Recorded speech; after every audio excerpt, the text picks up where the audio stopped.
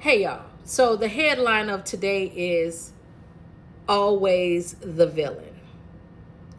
And this is really a warning, a message to women, and more specifically, women of color in leadership.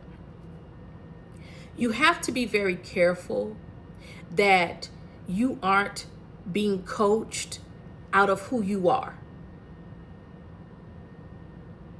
In an effort to avoid the V word, to avoid being painted as the villain. We have to really be conscious that while we're taking in the lesson, we are not erasing parts of ourselves that make us who we are. What truly gets you in the door doesn't always keep you there. But the last place you want to be at the end of the day is the woman who entered the space fully herself, and at the end of the story doesn't recognize herself at all. This is not the same as evolving as a woman and evolving as a leader.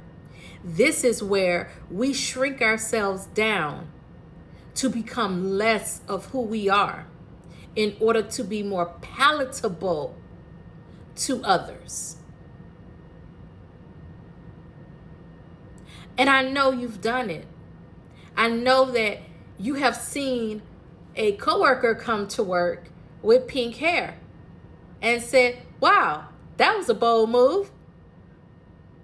But when you go to get your own hair done, you already know not to pick pink because you can't do that.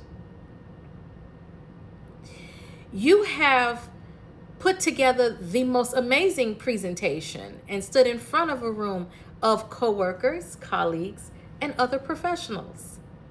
And you have listened to others' presentations respectfully. But when it was your turn to present, all of a sudden, everybody needed to interrupt you. And you just smiled and you muscled through.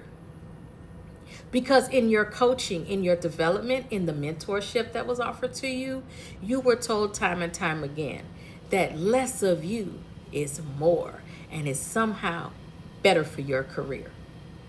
I'm going to pause right there so that we can go to video number 2.